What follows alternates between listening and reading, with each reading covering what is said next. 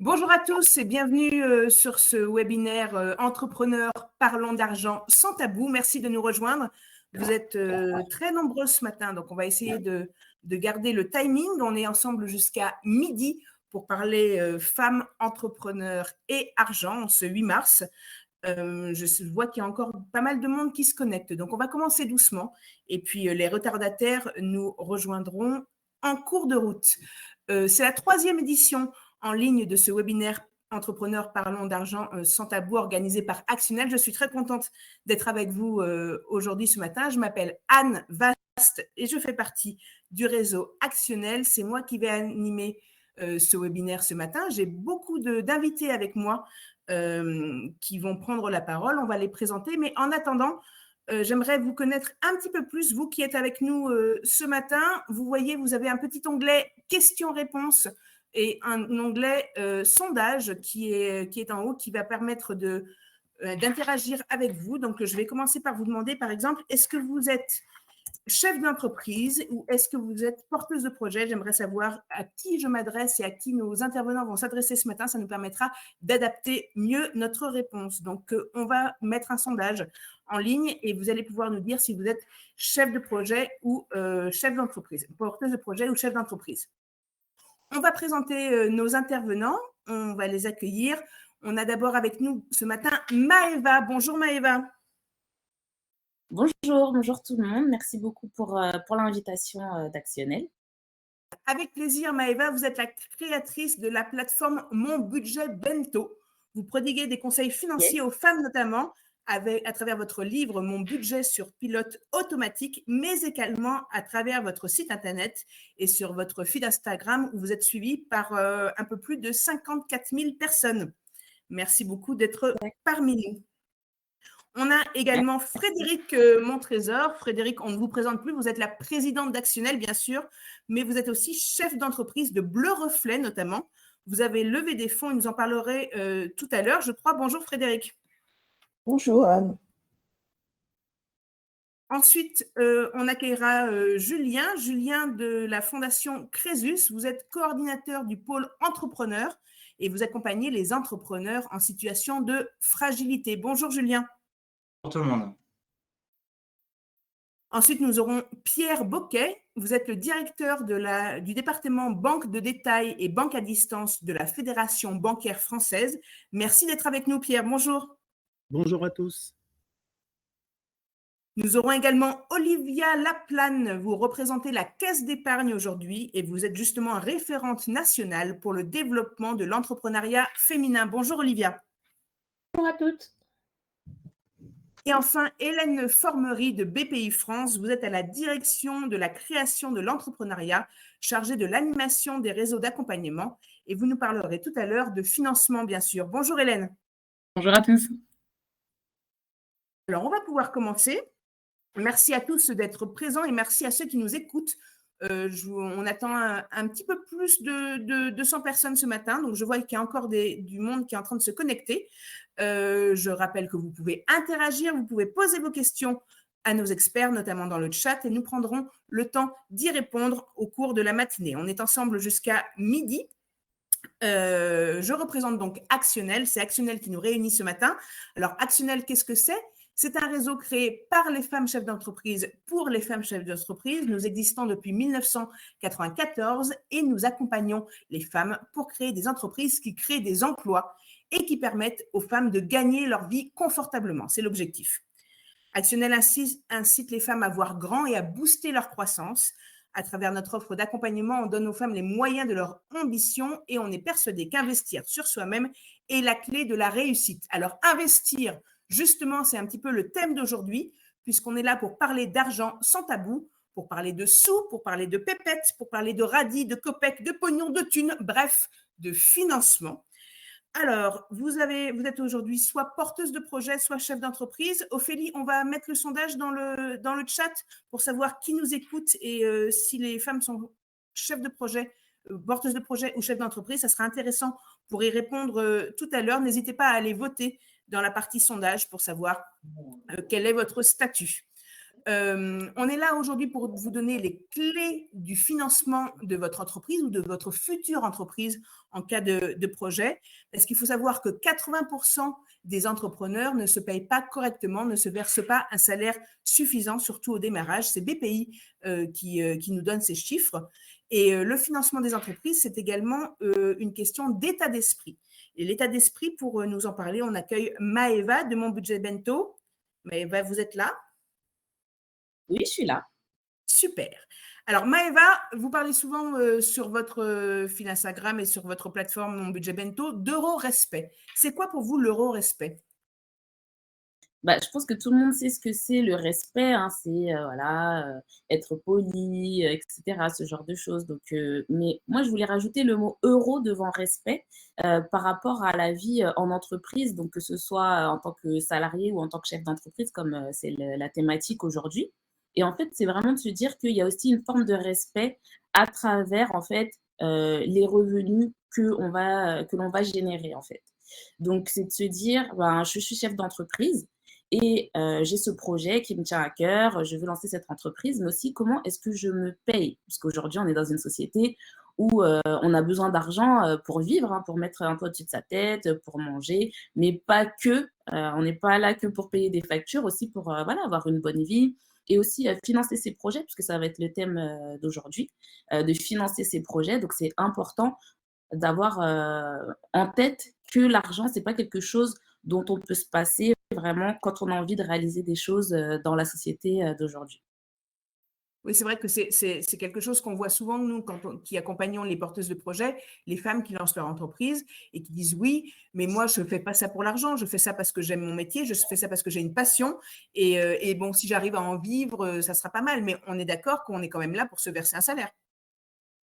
Exactement et souvent je le dis, soit vous créez une entreprise, soit vous créez une association et là, c'est pas la même chose. Si vous faites du bénévolat, il y a pas de souci, on est très content et tout le monde, il faut qu'il y ait des gens qui travaillent aussi, «bénévolement» entre guillemets, qu'on soit là pour aider dans la société. Mais si on a un projet de créer une entreprise, alors on est là aussi pour se générer un revenu, pas seulement, payer, son matériel, je sais pas si on fait du service, peut-être louer une salle ou et cetera, mais c'est aussi de s'apporter du confort et c'est là aussi qu'on arrive à la notion de respect. Est-ce que je suis dans la souffrance? Est-ce que en fait, je travaille, je sais pas moi 90 heures, par semaine, je dors pas la nuit et cetera et à la fin, j'ai aucun confort, je peux même pas me payer des vacances, je peux pas payer, je sais pas moi, des petits cadeaux, pour mes enfants?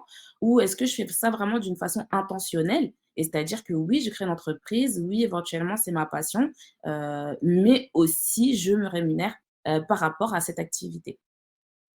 Donc, c'est ça la notion d'euro-respect sur laquelle vous insistez souvent sur votre feed Instagram et dans votre livre, c'est-à-dire se verser le salaire que l'on mérite et à la hauteur de notre travail. Alors, qu'est-ce que vous diriez aujourd'hui à quelqu'un justement qui a une passion et qui veut lancer son activité, comme la plupart des femmes qui nous écoutent aujourd'hui? Voilà, elles ont un projet d'entreprise et elles se disent qu'elles aimeraient bien se lancer. Quels conseils vous pourriez leur donner?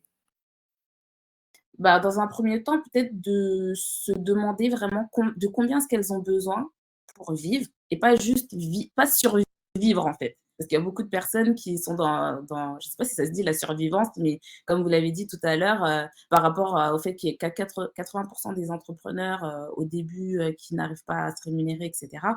C'est de vraiment se fixer un objectif qui soit on n'est pas obligé de viser la lune, mais quand même quelque chose qui soit confortable, même si on l'atteint pas la première année, mais se dire peut-être la deuxième ou la troisième année et ne pas avoir peur des chiffres et par rapport à la notion d'euro-respect, aussi dans les tarifs qu'on va appliquer, de ne pas aussi se brader parce qu'il y a beaucoup, de femmes qui ne vont pas avoir confiance en elles, qui vont avoir, on en parle beaucoup, on en entend beaucoup parler, le syndrome de l'imposteur et de se dire en fait: «Non, mais je ne vais pas faire trop cher parce que sinon qu'est-ce que les gens vont dire?»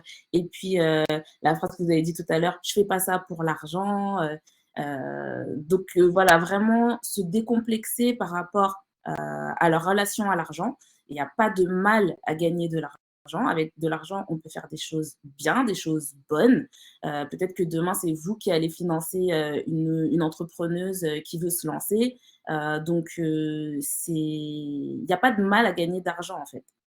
Et une fois qu'on arrive à passer ça, on peut se permettre, voilà, de mieux calibrer ses tarifs et ses prix, par rapport à notre activité. Oui, je crois que c'est ça qu'il faut se souvenir. C'est pour ça qu'on a créé ce webinaire, c'est que l'argent n'est pas tabou et gagner de l'argent, ce n'est pas tabou. On peut créer des emplois, on peut vivre confortablement et c'est quand même pour ça qu'on crée des entreprises. Et je crois que vous faites des bootcamps aussi pour essayer d'éduquer les femmes à la finance. Et du coup, qu'est-ce que vous leur diriez pour les mettre justement dans un état d'esprit de femmes qui gagnent de l'argent et qu'est-ce qu'il faudrait faire pour son avenir, pour préserver son indépendance financière? Parce que quand on lance sa boîte, on a tendance souvent à s'entourer de ses proches qui nous soutiennent un petit peu financièrement le temps de se lancer, mais ce n'est pas forcément une bonne idée pour l'avenir. Vous me confirmez, Maëva? Ah non, ça, c'est pas, de toute façon, c'est pas durable. Enfin, on peut pas vivre au crochet des autres parce que c'est bien beau d'avoir une passion, mais si c'est pour vivre au crochet des autres, à la fin, est-ce qu'on a vraiment réussi à vivre de sa passion? Et moi, le conseil que je donne, alors le premier, c'est que les finances qu'on a personnellement, c'est les finances qu'on aura dans son entreprise. Parce que souvent, les gens pensent que, ouais, même si je gère pas bien mon budget de manière perso, quand ce sera pour mon entreprise, comme ça me tient vraiment à cœur, et ben là, je vais faire attention et je ferai ci et je ferai ça. Non, en fait, il faut vraiment avoir des finances personnelles qui soient saines. Et les mêmes bonnes habitudes en fait qu'on aura dans des finances personnelles, on pourra les transposer sur l'entreprise.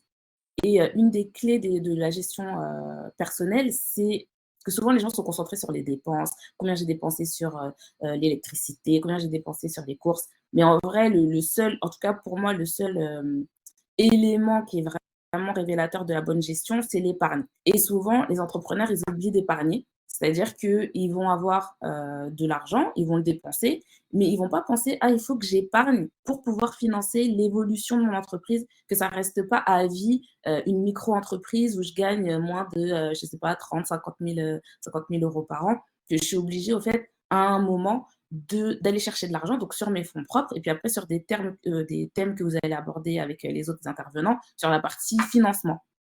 Donc voilà, si je pouvais donner un conseil, c'est avoir des finances perso saines et avoir de l'épargne et personnellement et créer de l'épargne au sein de son entreprise. Et penser à l'avenir, vous avez bien raison. Merci beaucoup Maëva. Votre livre Mon budget sur pilote automatique est disponible sur votre site Mon budget bento. On mettra le lien à la fin pour que tout le monde puisse le retrouver. Et puis, il y a des questions pour vous également. On y reviendra à la fin de cette partie. Alors, il faut savoir qu'on a quand même plus d'1 million d'entreprises qui ont été créées en France en 2021. Il paraît qu'on est une nation d'entrepreneurs. Ce sont les chiffres de la BPI. On observe une hausse de 17% des créations entre 2020 et 2021. Alors, il y a eu un effet Covid, un effet de rattrapage, mais quand même, c'est un très beau chiffre. Et parmi toutes ces entreprises, 40% sont créées par des femmes. Bravo, mesdames. Vous pouvez vous applaudir. Et pourtant, vous êtes 70% à lancer votre entreprise sans financement, sans aide, sans prêt bancaire, sans le soutien des partenaires financiers auxquels vous avez pourtant droit.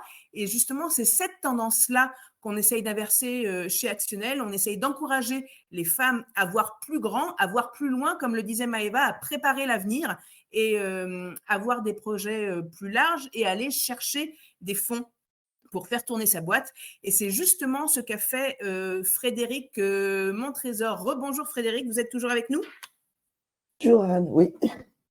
Alors Frédéric, on va peut-être se tutoyer toutes les deux parce qu'on se connaît très bien. Tu es la présidente d'Actionnel depuis 2019 et tu es également chef d'entreprise, une chef d'entreprise à succès. Et c'est avec cette casquette-là que tu es avec nous aujourd'hui. Frédéric, est-ce que tu peux nous présenter justement les différentes boîtes que tu as montées? Alors, j'ai créé une première boîte qui est une agence de communication en 2003. Donc, elle a 20 ans aujourd'hui. On va fêter ses 20 ans. Et puis, j'ai créé il y a 2 ans de ça une autre société dans l'univers de la tech qui est en fait une start-up sur l'essayage de bijoux en ligne par réalité augmentée et intelligence artificielle. Donc, on peut en fait essayer ces bijoux n'importe où dans le monde, que ce soit montre, bracelet, collier, boucle d'oreille. Voilà. Et donc, cette entreprise s'appelle Bleu Reflet. Exact. C'est d'elle qu'on va parler un petit peu plus précisément aujourd'hui.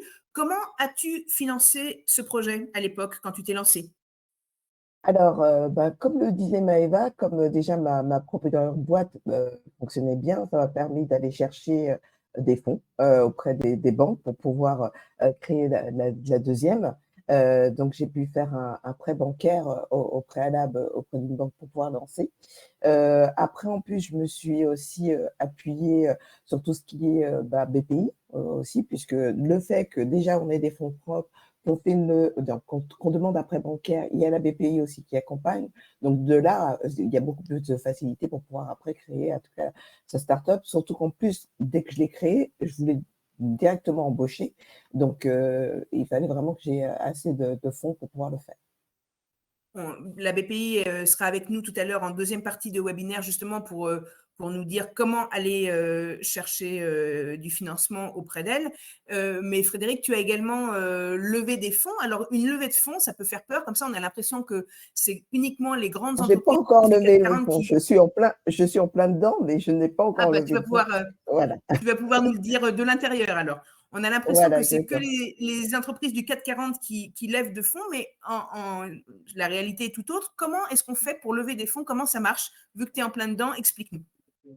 En fait, pour faire une levée de fonds, déjà, il faut être ce qu'on appelle plutôt en seed ou en série A. C'est vraiment les termes des jargons des startups, mais ça veut dire qu'on a déjà un amorçage, qu'on a déjà quelques clients pour pouvoir faire effet de levier au niveau des investisseurs qui veulent venir, en tout cas, investir dans sa société. De là, il faut faire une valorisation de sa société. Donc, la valorisation, soit on peut la faire soi-même, soit on passe par un cabinet. Je vous conseille plutôt de passer par un cabinet pour faire la valorisation de la société. Et de là, après, on estime combien vaut la société pour pouvoir définir des parts qu'on pourra donner aux investisseurs. Et de là, on va commencer à faire campagne, de voir qui est le plus d'intérêt, puisque nous, notre intérêt est de donner le moins de parts possible de la société. Et bien sûr, de l'autre côté, c'est de pouvoir avoir un maximum de parts pour pouvoir après faire effet de… Donc, il faut trouver cet équilibre-là. Mais l'intéressant, vraiment, dans les levées de fonds, c'est de voir à quel point on peut mettre, en tout cas, les investisseurs peuvent mettre un beau billet sur la table. Donc, on peut aller de 2 000 jusqu'à 5 millions. C'est vraiment, il y a vraiment de tout. Et il faut vraiment se déterminer. Et là aussi, je rejoins Maëva de son objectif. Qu'est-ce qu'on veut faire en fait de sa société, où on veut aller. Et parce qu'on peut très vite se perdre, hein, parce que des fois, il y a des sommes qui sont tellement spéculatifs qu'on se dit waouh, je peux. Mais c'est toujours pareil. Qu'est-ce que je veux faire? Et à partir de là, avec qui j'ai envie de travailler. Et puis, en effet, l'argent n'est pas une fin en soi, mais l'argent est fait pour pouvoir toujours travailler et aller faire ce nous, on souhaite faire. En fait, c'est vraiment ce qu'il faut avoir en tête. C'est pour ça que l'argent n'est pas un tabou, c'est vraiment se dire, OK, je suis là à ce moment-là, où je veux aller dans 2, 3, 4 ans. Et à partir de là, c'est ça la levée de fonds, c'est dire, OK, je prends tel investisseur parce qu'il est correct, dans 5 ans, il pourra partir. Non, celui-là, non, voilà. Donc, c'est tout un travail et on en est pour 6 mois encore en tout cas, d'être en plein dedans, le temps de faire les différents rendez-vous. Bon courage pour ça, mais en tout cas, j'imagine que c'est aussi une question d'état d'esprit. On en parlait avec Maëva tout à l'heure, mais il faut quand même un sacré mental pour aller lever des fonds. Est-ce que toi, en tant que femme chef d'entreprise, tu t'es déjà dit non, ça c'est pas pour moi, j'y ai pas droit, j'ai pas accès à ce type de financement, ou dès le départ tu t'es dit on fonce, il n'y a pas de raison? J'avoue que quand j'ai commencé il y a 2 ans, on m'aurait parlé de levée de fonds, j'aurais dit peut-être non. Après, étant incubé dans un univers de start-up, donc on est incubé à Station F, quand on est entouré de start-up de ce type, où on entend régulièrement, j'ai fait une levée, etc., à un moment, je me suis dit, mais pourquoi pas? En fait, j'y avais même pas pensé, hein. Mais c'est après, je me suis dit, pourquoi pas? Et j'ai commencé à regarder, à aller. euh, et en fait, j'ai vu que c'était faisable. Mais je pense que des fois, on se donne même pas la peine de se dire, mais pourquoi pas? Et en fait, dès lors que je me suis dit, pourquoi pas? Je me suis dit, bah oui, c'est possible. Donc, j'y vais. Voilà. J'avais une dernière question pour toi, Frédéric, mais tu as déjà commencé à y répondre parce que tu parlais d'incubation. Je voulais que tu nous dises un mot sur l'accompagnement au sens global. Qu'est-ce que ça a changé pour toi dans ta vie d'entrepreneur, et qu'est-ce que ça a changé dans ton rapport au financement d'être accompagné? C'est vraiment indispensable. Indispensable d'être accompagné déjà pour sa posture. Par exemple, quand on est en start-up, on est obligé de pitcher. Donc, on est en train de très bien pitcher au niveau des investisseurs. Donc, être vraiment accompagné sur son mindset, vraiment sur sa manière de penser, sur sa posture d'entrepreneur. En plus, moi, je suis dans un milieu vraiment très masculin, donc il faut s'imposer en tant que femme aussi. Je pense que tout cet accompagnement, que ce soit chez Actionnel ou dans des incubateurs, est essentiel pour pouvoir réussir. Je ne serais pas là aujourd'hui si je n'avais pas été accompagnée. Eh ben, merci beaucoup, Frédéric Montrésor, donc dirigeante de Bleu Reflet, pour ceux qui ne te connaissent pas encore, et présidente d'Actionnel, bien sûr. Tu as raison, chez Actionnel, on connaît l'importance de l'accompagnement. On a d'ailleurs plusieurs programmes pour aider les jeunes femmes chefs d'entreprise, et on en reparlera tout à l'heure. Et merci pour ton témoignage. Je rappelle que vous qui nous écoutez, vous pouvez toujours poser vos questions à Frédéric, à Maëva ou aux autres intervenants qui vont prendre la parole. Vous les posez dans le chat. C'est Ophélie et Loïs qui sont là pour les recueillir, et on les posera à nos intervenants. On va faire une petite pause dans quelques minutes pour pouvoir répondre à toutes les questions qui ont été posées. Alors, justement, il y a des structures qui accompagnent les entreprises, on vient de le dire, et il y a des structures qui accompagnent les entrepreneurs en situation de fragilité. On le disait tout à l'heure, c'est le cas de Crésus. On a Julien avec nous aujourd'hui. Julien, dites-nous quel type de profil d'entrepreneur reçoit Crésus? Quelles sont les raisons qui font que les entrepreneurs viennent à un moment de leur vie toquer à votre porte? Du coup, voilà, nous, chez Crésus, alors on est plus connus pour accompagner les ménages en difficulté, donc plus sur le surendettement, voilà, quand vous regardez un peu sur Internet, mais on accompagne également les entrepreneurs.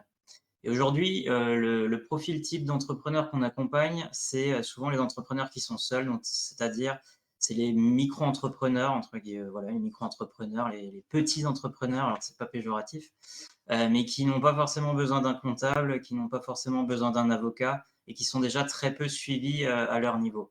Et c'est ces personnes-là, ces entrepreneurs qu'on essaye d'accompagner au mieux. Et aujourd'hui, c'est aujourd'hui le problème, c'est qu'il y a peu de personnes qui viennent nous demander de l'aide en direct. C'est-à-dire que aujourd'hui, les entrepreneurs souvent ne sont pas accompagnés quand ils rencontrent des difficultés.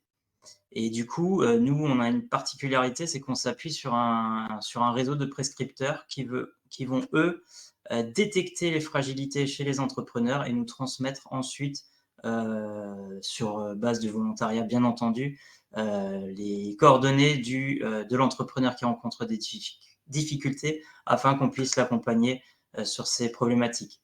Sachant que nous, vu le profil qu'on recherche, c'est qu'on fait un accompagnement à titre professionnel, donc sur l'activité, mais également sur les répercussions qu'il peut y avoir à titre privé, car souvent, sur ce genre de profil d'entrepreneur, les deux sont intimement liés. Donc voilà, on essaye de trouver des solutions et ensuite de faire des suivis dans le temps pour voir si les actions ont pu être mises en place, quelles difficultés ces personnes ont rencontrées pour mettre en place ces actions. Donc voilà, on fait un suivi dans le temps.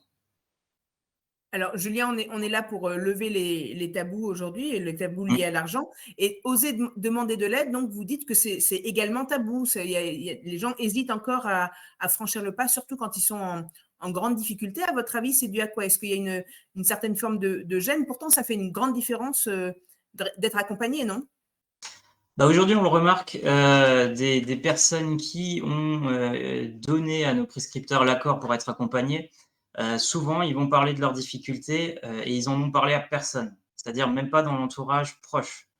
L'entrepreneur qui souvent rencontre des difficultés va pas ramener ses difficultés à la maison parce que c'est problématique et du coup, souvent va rester tête dans le guidon, se dit que voilà, il va réussir à développer, à reprendre les problématiques. Et souvent, malheureusement aussi, on pense que les problématiques elles viennent parce qu'on a fait quelque chose de mal. Et ça aussi, c'est un tabou qui existe, alors que, on l'a vu ces derniers temps, souvent il peut y avoir des éléments extérieurs qui font qu'on rencontre des difficultés. Et quand on est focus sur son activité, on n'a pas forcément le temps de regarder quelles solutions peuvent être mises en place. Et du coup, on est là pour ça, pour ouvrir aux actions qui peuvent être mises en place pour sortir des difficultés. Eh ben, merci Julien. Alors, on parlait tout à l'heure de l'importance de se verser un salaire avec Maëva. Là, on va revenir un petit peu en amont de votre action, justement pour éviter de rencontrer de trop grandes difficultés. Pourquoi c'est important, d'après vous, pour l'équilibre de sa société, de se verser un salaire? Parce que c'est vrai qu'en tant qu'entrepreneur, quand ça va pas très bien, en général, le salaire, c'est quand même la première chose qui saute. Qu'est-ce que vous avez à dire sur ce sujet? Exactement. L'entrepreneur, quand il rencontre des difficultés, la première victime, c'est l'entrepreneur lui-même. Enfin, victime, c'est pas péjoratif. C'est lui qui va faire les frais le premier des difficultés de son entreprise. Et ça pose un autre problème derrière, c'est que souvent, tous les voyants sont ouverts puisqu'il paye tout le monde, il paye son loyer, il paye les URSSAF, il paye les cotisations, mais il se paye pas lui-même. Et du coup, voilà, il y a personne qui est là pour l'aider. Et aujourd'hui, on voit que c'est plutôt bien fait, c'est que quand vous créez votre entreprise, il y a plein de dispositifs qui sont mis en place pour, voilà, comme l'allocation Pôle emploi qui est maintenue, des exonérations de charges sociales pendant les 2 premières années, par exemple, de la vie de l'entreprise, qui permettent de ne pas mettre une charge au niveau de l'entreprise. Mais passé ces 2 ans, derrière, il faut avoir, et voilà, comme Maëva le disait aussi, il faut penser à se rémunérer. Et ça, il y a beaucoup d'entrepreneurs qui ont du mal, qui n'ont pas forcément trouvé la rentabilité sur les 2 premières années. Et donc là aussi, il faut se poser la question de combien il me faut. Je trouve la question, elle est très importante. Combien il me faut à titre privé et voir si l'entreprise est capable de sortir cette rémunération. En tout cas, il faut se poser la question. Il y a beaucoup d'entrepreneurs qui ne se posent pas la question et qui vont toucher à côté voilà, les minima sociaux, ils vont toucher le RSA et ils vont continuer l'entreprise. Donc, c'est très important de se poser cette question et de se verser un salaire assez rapidement quand même. Oui, parce que c'est vrai qu'on est dans un système qui est plutôt bien fait, mais qui peut donner l'illusion d'équilibre pendant les 2 premières années, alors on touche encore les aides de Pôle emploi et ce genre de choses, alors que finalement, au moment où les aides s'arrêtent, ça peut être problématique. Pour terminer, Julien, est-ce que vous en avez déjà dit beaucoup, mais est-ce que vous avez une bonne pratique à partager avec toutes ces femmes qui souhaitent créer leur entreprise ou qui l'ont déjà créée et qui nous écoutent, qui sont en train de nous écouter aujourd'hui? Oui, c'est ce qu'on répète à longueur de journée, c'est que il y a plein d'entrepreneurs qui se font accompagner au départ lors de la création d'entreprise, mais on leur dit: «Ne restez pas seuls, tout au long de l'entreprise, il faut rester accompagné», qu'on rencontre des difficultés d'ailleurs ou pas. À tout moment de l'entreprise, on a besoin d'être accompagné et d'avoir des bons conseils, donc il ne faut pas hésiter à demander de l'aide et à solliciter. Il y a plein d'associations qui existent, il y a Crésus, mais il n'y a pas que Crésus, qui sont là pour aider les gens suivant le développement qu'on veut faire ou si on a des difficultés. Voilà, il faut pas hésiter à demander de l'aide en tout cas.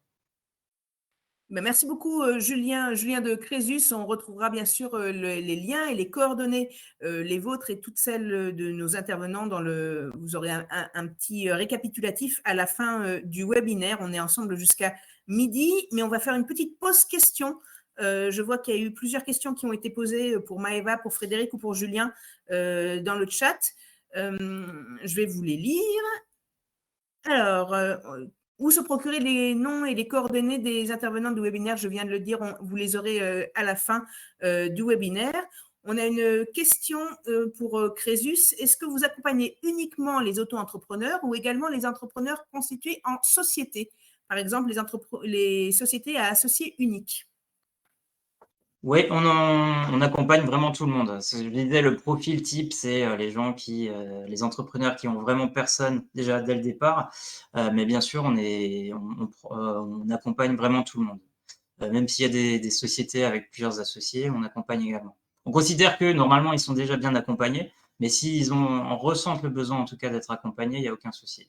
Sachant que pour un dirigeant d'une société, on peut également, si bien sûr le dirigeant est d'accord, regarder à titre privé les répercussions qu'il peut y avoir et trouver des solutions également à titre privé pour rééquilibrer le budget, par exemple.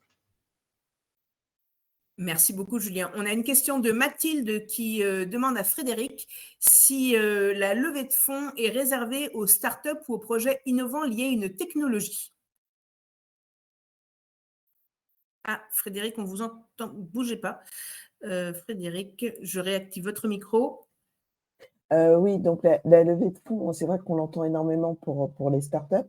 On peut faire une levée de fonds, par exemple, il y a des levées de fonds pour des industriels, même pour des boulangers, j'ai entendu dernièrement. Donc, non, mais c'est vrai que dans l'univers actuel, on en parle énormément parce que ça fait bien startup et levée de fonds. Mais non, on n'est pas obligé d'être une startup pour faire une levée de fonds. Voilà.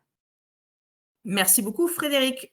Si vous avez d'autres questions, n'hésitez pas à continuer à les poser dans le chat. On y reviendra tout à l'heure. En attendant, on va reprendre le cours de notre webinaire. On parlait de l'importance de l'accompagnement à l'instant avec Julien, avec Frédéric. Et au niveau global, là encore, on a des chiffres qui sont assez éloquents. Je vais les partager avec vous. C'est encore des chiffres qui viennent de BPI, qui est un petit peu le grand marabout des chiffres de l'entrepreneuriat en France. On sait que 82% des entreprises qui sont accompagnées pendant et après leur création sont toujours actives 3 ans après, donc à plus 3 ans, contre seulement 66% si elles ne sont pas accompagnées. Donc là, encore, s'il fallait enfoncer le clou sur l'importance de l'accompagnement, quelle que soit la forme de l'accompagnement, voilà qui est chose faite. Justement, l'accompagnement, c'est vraiment la raison d'être d'Actionnel. On a d'ailleurs un parcours qui est dédié à ça, qui est le parcours création, ça s'appelle, qui se passe sur de 4 à 6 mois à peu près, et qui permet aux jeunes entrepreneurs de tester, de valider leur projet, de faire leur étude de marché, de parler de financement. Et justement, c'est un parcours qui aide les femmes à voir plus grand et à ne pas se freiner dans leurs ambitions, parce que c'est souvent le problème, c'est qu'on a tendance à voir petit, et c'est des freins qu'on se met toutes seules alors qu'ils n'ont pas lieu d'être. Et justement, à ce propos, on va accueillir Pierre Boquet de la Fédération bancaire française, qui est directeur du département banque de détail et banque à distance.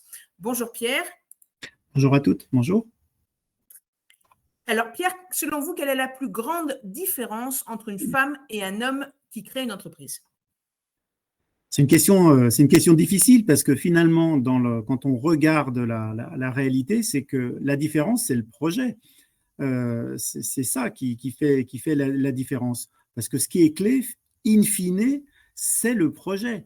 Et quand on regarde, vous parlez de BPI, la dernière étude qui est très intéressante sur le Lab BPI, sur les dirigeantes et dirigeants de PME, là, on voit qu'il y a des parcours qui peuvent être différents. De femmes entrepreneurs par rapport à des hommes entrepreneurs. L'origine, est-ce que je reprends ou est-ce que je crée une entreprise? Là, il y a des différences, on va dire, d'origine là-dessus, ou est-ce que les femmes viennent plus du secteur industriel ou d'autres secteurs? Là, on voit qu'il y a un vrai, sans doute, un manque, mais qui vient de l'école, c'est-à-dire qu'il n'y a pas assez de femmes dans le domaine scientifique. Du coup, on retrouve ces pourcentages dans le domaine de la création des entreprises, hélas. Donc oui, il y a des différences, mais qui s'expliquent aussi par des parcours qui peuvent être différents. Quant à l'aspect financement, non, il n'y a pas de différence spécifique liée au genre, sur les problématiques qui peuvent être posées au regard du financement, à peu près de la même façon. Si je reprends cette source du lab BPI, autant de femmes entrepreneurs que d'hommes font appel au crédit bancaire, à peu près autant aussi sur est-ce que c'est facile l'accès au financement bancaire. On est à 61% sur les femmes et 67%, donc une petite différence, mais qui est statistiquement peu sensible là-dessus. Sur les PGE, il y a plus de femmes entrepreneurs, de dirigeants de PME qui ont demandé et qui ont eu recours au PGE que d'hommes là-dessus. Donc non, les différences d'accès ou de sujets de financement ne sont pas liés au genre. Si on prend quelque chose de très important, c'est-à-dire le goût du risque, est-ce qu'il y a une différence entre hommes et femmes? Bien non, parce que ça, c'est bien un caractère partagé sur les entrepreneurs, qu'elles soient femmes ou qu'ils soient hommes là-dessus. Donc sur ces aspects financement, du coup, je vais un peu reprendre, enfin pas reprendre, mais ce qu'ont dit d'ailleurs Maëva, Frédéric et Julien se retrouvent dans ce que regarde une banque sur l'aspect financement, les questions qu'on se pose. On se pose des questions sur la compétence de la porteuse de projet, comment est-elle entourée, l'accompagnement, c'est clé parce que là, on voit bien qu'il y a une sorte de vraie différence. Comment elle va prévoir son plan de développement, quels moyens humains, technologiques elle a prévu. Donc, tout ça, ce sont des questions que se pose aussi le partenaire bancaire pour venir accompagner le projet. On en parlera un petit peu plus en détail tout à l'heure avec la Caisse d'épargne, justement. Mais en attendant, Pierre, est-ce que vous pouvez nous dire comment la Fédération bancaire française que vous représentez aujourd'hui et comment les banques, d'une manière globale, soutiennent l'entrepreneuriat féminin? Je crois que vous vouliez nous parler d'un site que vous avez mis en place et qui est une mine d'informations. On donnera les coordonnées à la fin, mais je vous laisse le présenter. Oui, tout à fait. Alors d'abord, c'est un engagement, on va dire, collectif de long terme, et aussi avec Actionnel, car depuis 2018, on a la chance d'être partenaire d'Actionnel. C'est le 3e webinaire auquel on participe. Et puis, on est heureux chaque année d'accueillir toute la communauté d'Actionnel au forum annuel et puis au challenge ambitionnel qui récompense les meilleurs projets. C'est toujours un moment, en tout cas, très, très stimulant pour tout le monde. Alors oui, je voulais parler de Il aura lieu cette année encore au mois de novembre, tout à fait. Vous avez raison de le rappeler. Voilà, alors c'est la pub gratuite, mais c'est une bonne pub. Moi, je voulais parler des clés de la banque. Les clés de la banque, c'est un programme d'éducation financière budgétaire. Donc, au-delà de ces termes un peu pompeux, c'est simplement comment on peut aider à mieux faire comprendre, bien sûr aux ménages, mais aussi il y a une zone dédiée, une partie dédiée aux entrepreneurs, comment mieux faire comprendre la banque, ses services, ses produits, quelles sont les bonnes questions à se poser sur, bien sûr, la banque au quotidien. On parlait de l'épargne. Maëva parlait de l'importance de l'épargne personnelle, mais aussi professionnelle, les moyens de paiement, mais aussi les crédits. Donc, tous ces sujets où on peut comprendre ou savoir penser comprendre, je pense que là, on donne des clés avec des mini-guides, des vidéos. Il y a une newsletter qui sort régulièrement pour avoir les clés et être plus à l'aise dans son rapport à ces outils, et puis surtout savoir que ça existe et dans son rapport avec le banquier. Et on a même un mini-guide spécial entrepreneuriat au féminin. On a envoyé les liens, mais je suis sûr que ça pourrait être partagé là-dessus.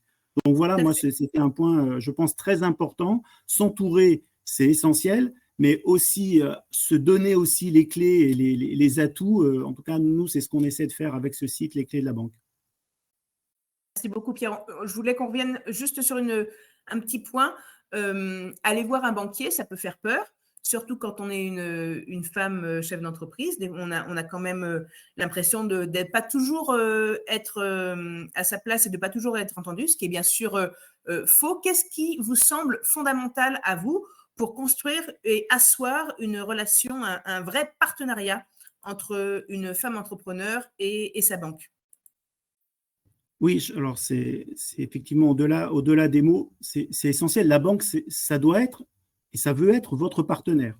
Aujourd'hui, les banques, si elles sont là, c'est bien pour vous et pouvoir accompagner toutes les porteuses de projets et entrepreneurs pour pouvoir non seulement les financer, mais aussi les accompagner au quotidien. Il ne faut pas oublier l'aspect banque au quotidien là-dessus. D'abord, je ne sais pas si on le sait, mais 6 conseillers professionnels sur 10, c'est des conseillères dans les banques. Donc, c'est des femmes. Alors, je ne sais pas si c'est mieux d'avoir affaire à un homme ou à une femme. En tout cas, cette mixité-là, elle est absolument présente et c'est une réalité dans les agences bancaires pour ceux qui sont et celles qui sont en face de vous pour pouvoir vous accompagner. La banque, elle pourra être utile que si elle vous comprend. La réciproque est vraie, d'où les clés de la banque, mais pouvoir se faire comprendre. Donc, je pense que la base, c'est le dialogue vraiment régulier et transparent, bien sûr sur ces données financières quand l'entreprise est créée. En amont, puisque je crois qu'il y a beaucoup de porteuses de projets ce matin, donc c'est bien sur ce projet. 55%, oui. Eh ben, c'est super. c'est mieux que les stades de création, donc c'est très bien. Donc c'est ça, c'est arriver à faire partager ce projet, le pourquoi, comment vous allez vous organiser, quelles compétences ou quel est votre parcours et comment vous le mettez à profit de ce nouveau projet. Pourquoi vous avez besoin d'un accompagnement de la banque, comment vous le calculez, se poser des questions. Je pense que les questions, il y a des choses que l'on sait, il y a des choses qu'on ne sait pas. Cette transparence-là, elle est essentielle parce que c'est la base de la création d'une véritable relation de confiance dans le temps.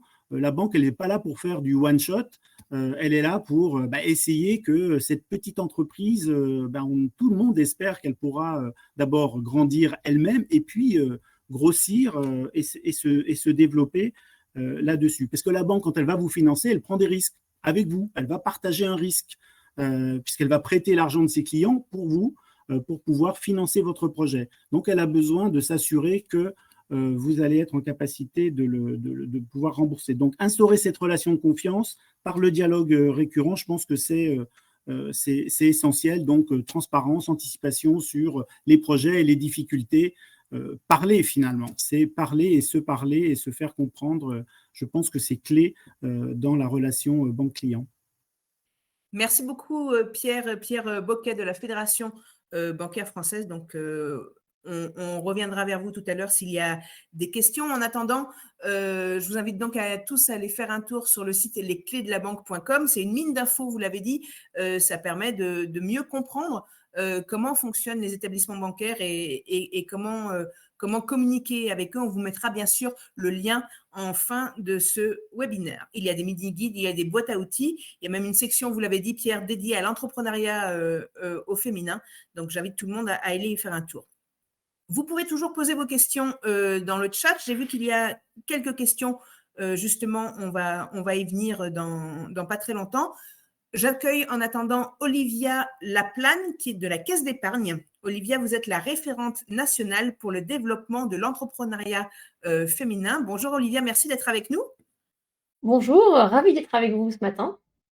Et justement, Olivia, je prends une question au vol dans le chat parce que c'est justement de ça dont je voulais vous parler. Il y a Mathilde qui nous demande ne va-t-on pas plus facilement prêter de l'argent à un homme de 32 ans qu'à une femme de 32 ans sans enfant, par exemple? Et c'est justement ça dont je voulais vous parler. Les gens pensent vraiment souvent que les banques prêtent moins aux femmes qu'aux hommes. Pierre nous en a déjà un petit peu parlé, mais comment ça se passe à la Caisse d'épargne? Est-ce que c'est un cliché qui est à la vie dure? Vous constatez ça aussi? Alors moi, j'ai 2 éléments de réponse sur cette très bonne question. Il y a effectivement un peu de fausses idées ou d'idées reçues, un peu préconçues. Tout d'abord, il faut voir qu'il y a moins de femmes entrepreneurs que d'hommes. Donc déjà, c'est une première base. Vous l'avez dit tout à l'heure, plus d'une femme sur 3 aujourd'hui est femme entrepreneur. Ça, on a beaucoup de stats. Vous avez annoncé le taux de 40%. Donc, je n'étais même pas au courant de ce 40%, qui est une excellente nouvelle. Nous, ce qu'on observe à la Caisse d'épargne sur le marché des professionnels, c'est qu'on a 35% de femmes entrepreneurs. Donc, voilà, on est quand même content parce qu'on est aux côtés des femmes depuis très longtemps. Et on a observé en 2022 que ça avait même évolué, puisqu'en fait, 37% de nos nouveaux clients professionnels étaient des femmes entrepreneurs. Donc, je disais tout à l'heure, elles sont moins nombreuses. C'est un premier élément, mais néanmoins, on observe que quand une femme entrepreneuse tape à la porte de la Caisse d'épargne, généralement, elle va être un peu timide sur le montant du financement qu'elle va demander. Ça a été évoqué tout à l'heure par Julien. Elles n'osent pas aller demander autant d'argent, enfin autant de financement qu'un homme. Alors, ça, c'est ce qu'elles demandent. Après, est-ce qu'on finance moins les femmes que les hommes? Eh bien, à la Caisse d'épargne, non, parce qu'en fait, on a des statistiques et en 2022, le taux d'octroi, enfin, le taux d'acceptation de nos crédits était strictement le même pour les hommes et pour les femmes. Je crois que c'est Pierre qui disait on n'a pas de différenciation de genre dans les dossiers que l'on gère, et c'est exact. Aujourd'hui, nos conseillers professionnels, ils étudient le dossier. Ils étudient le projet qui leur est présenté. Ils ne regardent pas le genre de la personne qui est assis en face d'eux dans leur bureau. Et pourquoi cela? C'est parce qu'en fait, ce qui est important pour la caisse d'épargne, c'est d'accompagner des beaux projets. Tout au long du parcours, on veut vraiment être le partenaire des créateurs d'entreprises. Il y a les créateurs, mais il y a également les repreneurs d'entreprises. On n'en a pas trop parlé là, mais on a aussi de plus en plus aujourd'hui de femmes qui se lancent dans la reprise d'entreprise. Et donc, nous, on regarde la nature du dossier qui nous est présenté de la même manière que ce soit un homme ou une femme. Merci beaucoup, Olivia. Alors, justement, on a bien compris que le genre n'était pas déterminant. Mais alors, du coup, qu'est-ce qui est déterminant pour obtenir un dossier de prêt? Comment mettre toutes ses chances de son côté quand on va voir son banquier pour la première fois avec son projet d'entreprise? Qu'est-ce qu'il faut avoir mis dans son dossier de demande de financement? Alors, je dirais que le premier élément, et je crois que c'est Frédéric qui en a parlé tout à l'heure, il faut se doter de fonds propres suffisants. C'est-à-dire que quand on va voir un banquier pour obtenir un prêt, il est important d'avoir un apport personnel. Cet apport personnel, il montre son engagement de soi-même dans son projet, dans son entreprise. C'est-à-dire qu'on voit que le porteur de projet, il est allé chercher dans son épargne, il est allé chercher dans son entourage des fonds pour constituer un premier rapport. Et ensuite, il demande des fonds complémentaires pour lancer son entreprise. Et donc, je crois que c'est Pierre qui le disait aussi tout à l'heure, c'est que n'oublions pas que quand la banque prête, elle va prêter en complément de l'apport, qui peut être en général de 20%, on dit 20-30% d'apport minimum. Ça dépend vraiment de la nature du projet, en fait, et du dossier de financement qui nous est présenté. Mais quand on a un apport de 20%, par exemple, n'oublions pas que c'est la banque qui prend le risque sur les 80% restants qui vont devoir être remboursés par le porteur de projet. Donc, important d'avoir les bons fonds propres, qui est un engagement personnel. Premier élément. Deuxième élément, je pense qu'il est très important de travailler finement son plan de trésorerie. Et ceci, se projeter sur plusieurs années. Julien l'a dit tout à l'heure, au début, on regarde, je démarre, je regarde petit. Il ne faut jamais regarder petit, il faut anticiper le développement de son entreprise. Il y a la phase de démarrage, les premiers mois, la première année, mais il faut aller imaginer, estimer comment on va se développer, de quoi on aura besoin en termes de trésorerie. Quand on parle de trésorerie, ça veut dire qu'on va devoir payer des créanciers, souvent, qui auront des délais particuliers. On va avoir des retards de paiement parce que tous les clients ne payent pas forcément immédiatement, selon la nature de l'activité, évidemment. Et donc, il est très important de réfléchir à son plan de trésorerie pour voir grand dès le départ et éviter de revenir voir son banquier au bout de 6 mois, 1 an, 2 ans, parce qu'on n'a pas anticipé suffisamment le montant du financement pour faire décoller son entreprise. Et puis, on l'a vu, les crises récentes que l'on a rencontrées et qu'on rencontre encore montrent que la vie que va vivre un entrepreneur n'est pas un long fleuve tranquille. Donc, pensez à ça. On peut avoir des difficultés et il faut que ce financement qu'on aura obtenu de la banque permette de traverser en fait les premières années de son développement. Le troisième point, en fait, c'est plusieurs personnes l'ont dit, Julien, Frédéric, je crois Maëva également.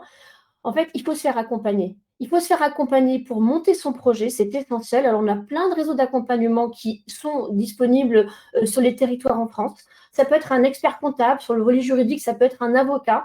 Néanmoins, il faut surtout ne pas rester seul. Évidemment, on en parle autour de soi, mais il faut être accompagné au démarrage et tout au long du développement de son entreprise. Vous l'avez donné tout à l'heure, l'indicateur, le beau chiffre de BPI France sur le taux de réussite des entreprises après 3 ans quand elles sont accompagnées. C'est un bel indicateur, c'est la preuve que c'est nécessaire de ne pas être seul dans son projet. Et puis, nous, à la Caisse d'épargne, on travaille avec différents réseaux d'accompagnement, notamment des réseaux d'accompagnement qui sont dédiés à l'accompagnement des femmes créatrices ou reprises d'entreprise. Donc, je ne vais pas les citer, il y en a plusieurs. Voilà, c'était le troisième conseil. Et la dernière chose, comme on parle d'obtenir un prêt, ça veut dire qu'on va avoir un rendez-vous avec son banquier. Et avoir un rendez-vous avec son banquier, ça veut dire qu'il faut le préparer. Il faut bien préparer son pitch. Il faut être à l'aise quand on va aller voir sa banque pour faire comprendre au banquier quelle est son entreprise, quelle est son activité, comment on voit la perspective de développement, quelle est sa stratégie, là où on veut aller, comment et puis à quel rythme. Pourquoi ça? C'est parce qu'en fait, le banquier, pour prêter de l'argent, mais il a besoin d'être rassuré. C'est une relation de confiance qui va se créer ensuite entre la banque et la porteuse de projet, sa future cliente. Et donc, en fait, on a besoin de comprendre et d'être rassuré, et ensuite, on peut octroyer le financement. Donc, vous avez dit tout à l'heure, il y a les clés de la banque. À la Caisse d'Épargne, on a quelque chose d'autre. On a développé en partenariat avec BPI France et d'autres partenaires, un large réseau de partenaires. Ça s'appelle le guide du routard du financement d'entreprise. Si je peux mettre l'URL juste après sur le chat, puisqu'en fait, c'est une mine d'informations également, de fiches pratiques. Il y a également des fiches par profil d'entrepreneurs. Donc, c'est vraiment très utile. On y liste les réseaux d'accompagnement, les différentes aides que l'on peut avoir. Mais je le mettrai juste après. Merci beaucoup pour ça, Olivia. Et vous avez déjà répondu à pas mal de... Ah, il y a pas mal de questions qu'on a dans le chat. Donc, on parlait, je reprends les questions un petit peu à la volée. L'apport personnel obligatoire, les fonds propres obligatoires, vous avez bien insisté là-dessus et on est entièrement d'accord. À peu près 20%, hein, c'est ça. Je vois que Mathilde nous demandait le pourcentage de fonds propres. Vous conseillez 20%. Selon les projets, ça peut varier. On est d'accord. Bien préparer son pitch quand on va voir son banquier, ça aussi, c'est un très bon conseil. Et après, il y a des questions sur que faire si on n'a pas suffisamment de fonds propres. Et justement, on y viendra un petit peu plus tard. Mais pour terminer avec vous, Olivia, on en a déjà pas mal parlé. Mais quand on monte son dossier de financement, à part se faire accompagner, est-ce qu'on a droit à une deuxième chance avec un banquier, c'est-à-dire qu'on va voir notre banquier, on se fait retoquer notre dossier de financement. Est-ce que vous encouragez les gens à retravailler leur dossier et à réessayer? Alors moi, je pense que oui, on peut avoir droit à l'erreur, il n'y a pas de sujet, il faut bien retravailler son dossier. Je pense qu'il est important d'aller voir différentes banques. Il y a beaucoup de banques sur le marché et il est toujours intéressant d'aller solliciter plusieurs banquiers pour voir aussi, et on s'enrichit de l'échange que l'on va avoir à travers les rendez-vous que l'on aura. Pas la peine d'en avoir plusieurs, mais 1, 2 rendez-vous, ça peut être intéressant. Et oui, il faut pas hésiter à revoir son dossier. Le banquier peut parfois aussi dire, mais là, effectivement, vos fonds propres n'étaient pas suffisants, ou alors, est-ce que vous avez bien suffisamment réfléchi à votre réseau de distribution? Je prends ça comme exemple, à votre positionnement par rapport à la concurrence sur le marché, puisqu'en fait, quand on voit un banquier, on vient avec un dossier de financement qui doit présenter toutes les facettes, le 360 de l'entreprise, et que parfois, peut-être qu'on n'aura pas assez travaillé ses perspectives de développement, on n'aura pas été assez explicite sur ces hypothèses qu'on a prises pour définir le développement de l'entreprise, pour calculer le besoin au fonds de roulement, son plan de trésorerie prévisionnel. Donc, il faut travailler déjà en amont le mieux possible, et puis on peut toujours affiner ensuite son dossier. Sur le fonds propre, juste une dernière chose sur les fonds propres. Oui. Je pense qu'il y a un élément important, c'est que les fonds propres, certes, c'est de l'argent, mais c'est aussi le porteur de projet. Le meilleur des fonds propres, je dirais, c'est la porteuse de projet qui vient avec la conviction de son entreprise. Et donc, en fait, il faut bien porter son projet et puis avoir effectivement un minimum de financement à apporter. Je vais prendre juste une question sans attendre je rappelle que vous pouvez continuer à poser vos questions, on les prendra tout à l'heure, mais il y a juste une question là sur la relation de confiance qu'on peut avoir avec son conseiller bancaire. Donc, c'est une question pour vous, Olivia, je vais la prendre tout de suite. On nous parle des conseillers qui changent. Souvent, il y a pas mal de turnover. Et comment garder et conserver le lien et la confiance avec quand on a expliqué tout son dossier à quelqu'un et que son conseiller change, a priori, ça ne devrait pas poser de problème. Vous nous confirmez que quel que soit le conseiller, on est tous dans le même bateau. Effectivement, dans les banques, je peux parler plus facilement de la caisse d'épargne, évidemment, mais on a un fort turnover. Et évidemment, quand on a des conseillers qui changent à la caisse d'épargne, probablement, ils vont se retrouver dans une autre banque, voire sur un autre territoire, parce qu'il y a aussi de la mobilité géographique. Oui, la confiance est clé. Et en fait, les portefeuilles sont transmis à d'autres conseillers. Il faut toujours reprendre un petit peu de temps pour arriver à rencontrer son conseiller. Enfin, le rendez-vous là, mais pour échanger, se faire connaître de son conseiller. En tout cas, moi qui rencontre souvent des conseillers caisse d'épargne, je vois qu'ils ont une fierté, en fait. Quand ils nous parlent de leurs clients, ils ont une vraie fierté dans l'accompagnement d'un client qu'ils ont créé, qu'ils ont accompagné quand il s'est créé, et qui ensuite revient les voir en expliquant que là, il est dans une seconde phase d'accélération, il a besoin de la caisse d'épargne. Je vois que les conseillers sont toujours ravis. Et même si c'était un autre conseiller qui avait géré le dossier au démarrage, voir revenir un client est toujours une source de satisfaction, même si ce n'est pas nous qui avons géré le dossier au début. Merci beaucoup, Olivia. Je vois beaucoup de questions pour vous, donc on y reviendra tout à l'heure. Je rappelle qu'on prendra un temps tous ensemble pour répondre à ces questions, notamment pas mal de questions sur le crowdfunding et le financement participatif. Donc, je vous rassure, on prendra également un temps pour répondre à ce type de questions. En attendant, on revient sur l'importance des fonds personnels que Olivia vient de nous confirmer. On a parfois justement besoin de fonds supplémentaires pour venir renforcer cet apport personnel. Vous êtes nombreuses à nous le dire dans le chat. On a besoin de plus de fonds pour faire levier justement auprès des banques. Alors, on a Hélène Formery de la BPI à la direction de la création et de l'entrepreneuriat qui est avec nous. Bonjour Hélène. Bonjour. Super, on vous entend.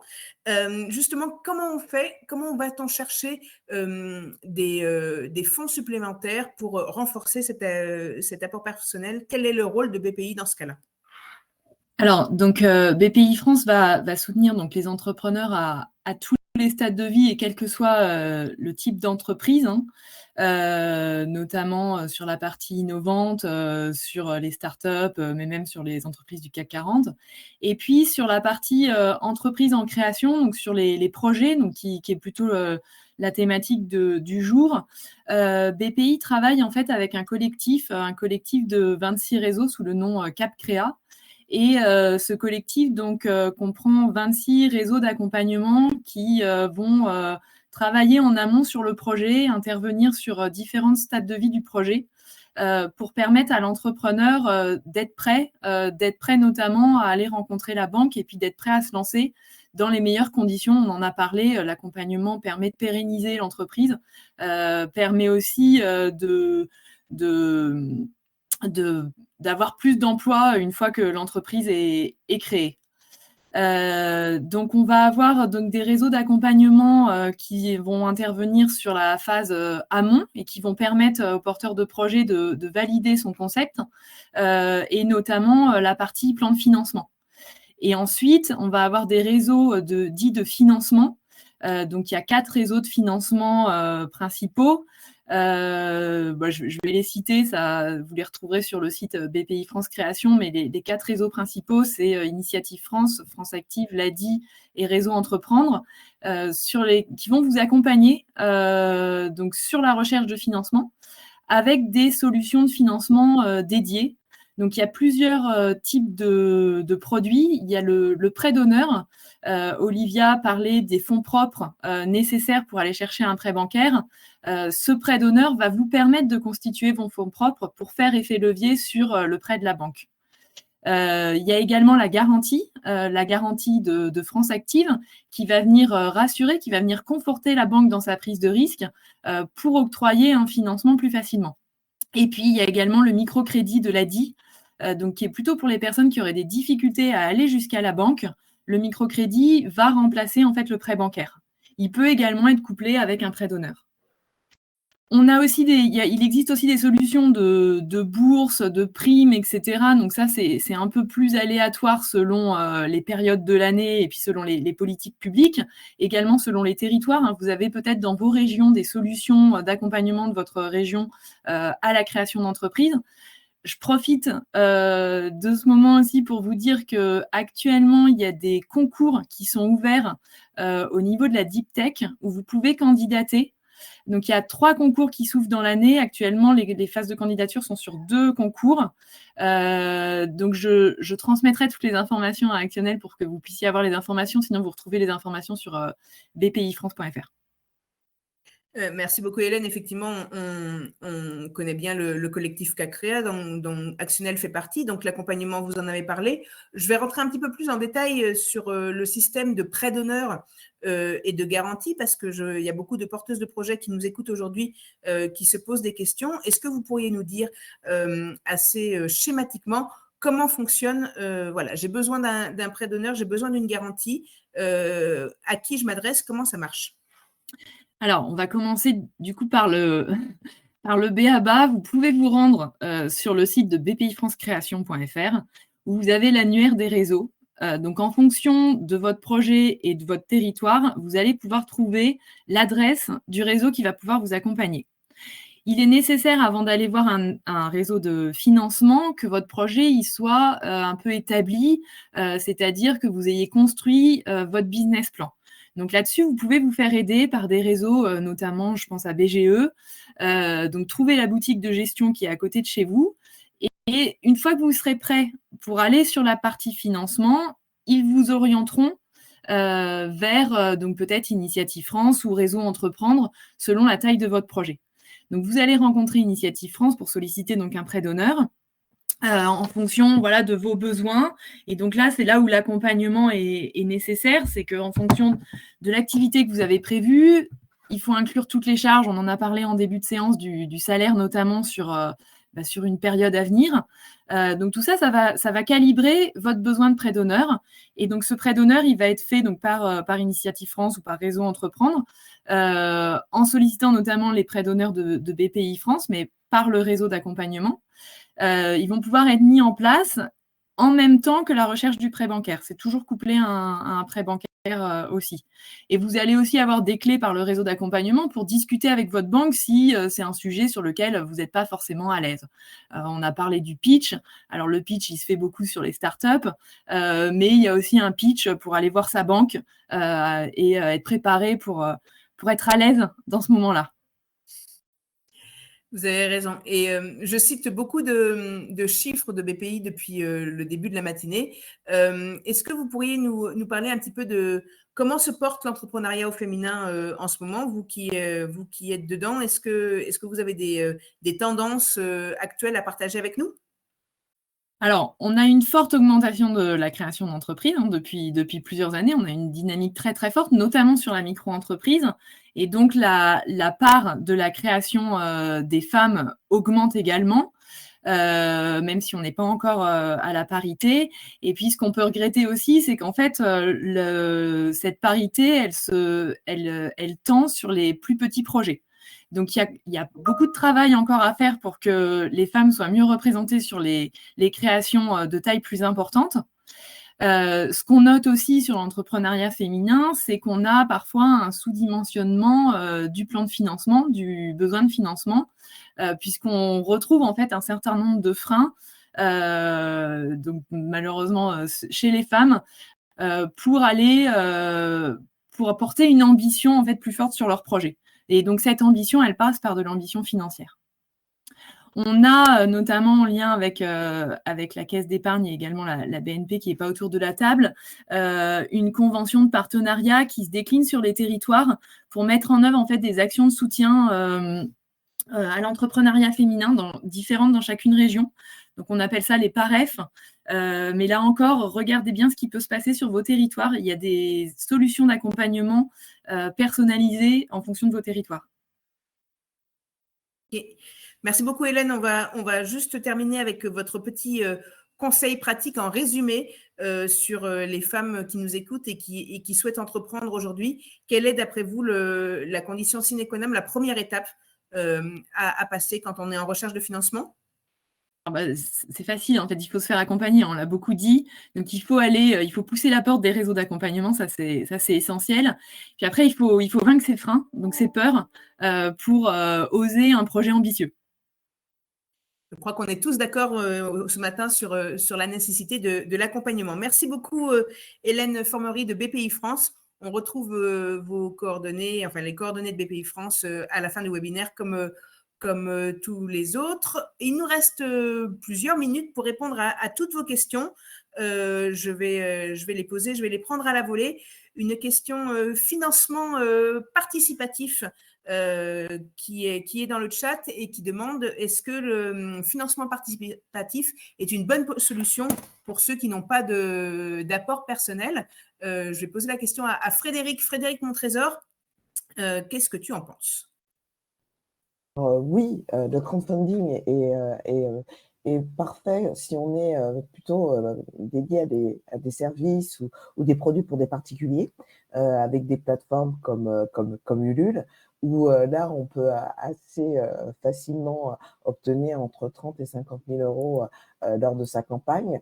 Mais là, c'est pareil, il faut aussi être bien accompagné pour pouvoir faire ça aussi, en tout cas, cette campagne, parce que c'est vraiment un travail assez dur pour pouvoir être dans les premiers. Est-ce que l'un de nos autres intervenants voulait rajouter quelque chose sur la particularité du financement participatif? Je pense à Julien. Oui, ça peut être une bonne idée, oui. Derrière, après, il faut être accompagné, ouais, c'est le mot d'ordre du jour, il faut être accompagné pour que ce soit bien fait. Merci beaucoup, Julien. Une autre question sur voulais l'apport juste- personnel, toujours qui questionne beaucoup. On a Brunel qui nous demande est-ce qu'un prêt personnel compte comme un apport personnel? Alors là, j'ai posé la question à Olivia. Peut-être, est-ce que voilà, des personnes qui font un prêt à titre personnel pour constituer leur apport de société, ça semble être une idée un petit peu bancale. Qu'est-ce que vous en pensez?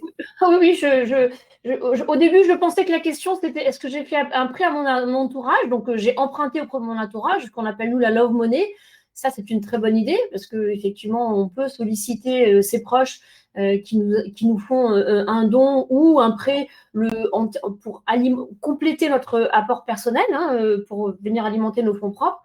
Après, je ne pense pas qu'il soit judicieux de mélanger les affaires privées et les affaires professionnelles. Il est toujours très important de différencier un prêt privé et un prêt professionnel.